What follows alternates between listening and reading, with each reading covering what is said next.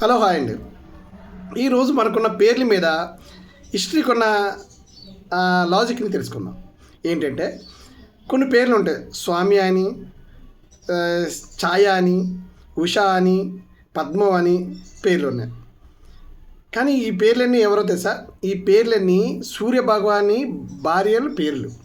సూర్యభగవానికి 4 భార్యలు.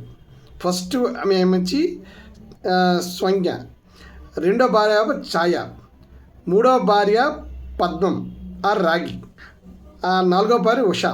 ఉషాలో మళ్ళీ 4 ఉంటాయన్నమాట. ఉషాలో మళ్ళీ ప్రత్యుష, ప్రభ, స్వర్ణ, సువర్ణ. మళ్ళీ ఇందులోకి సబ్జెక్టు నేమ్లోనే ఉషాలోనే ఉంటాయి పేర్లన్నీ. ఇవన్నీ సూర్యభగవాని యొక్క భార్య పేర్లు. కానీ యముడు సూర్యదేవుని మొదటి కుమారుడు. యముడు ఫస్ట్ భార్య సంజ్ఞ ఒక భార్య కుమారుడే మన యముడు. అయితే రెండో భార్య ఛాయ అంటే నీడ అని అర్థం సంస్కృతిలో. నీడ అన్నమాట. ఇది శనిదేవుడి ఈ కుమారుడు.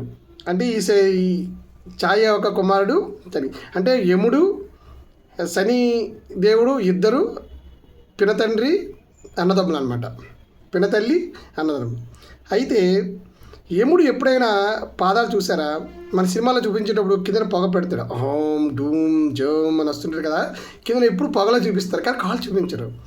కాలు ఎందుకంటే అతనికి కుడి పాదము ఉండదు. ఎందుకంటే ఒకరోజు ఛాయాదేవిని తన్నాడని సరిగ్గా చూడలేదని తన్నాడని శపిస్తుంది, నీ పాదం పోవుగాక అని. సో అందుకే అతనికి కుడి పాదము ఉండదు. మీరు ఎప్పుడైనా గమనించండి, సినిమాలో ఎక్కడైనా పొగలు పెట్టేస్తారు అనమాట. Cut the point. బాయ్.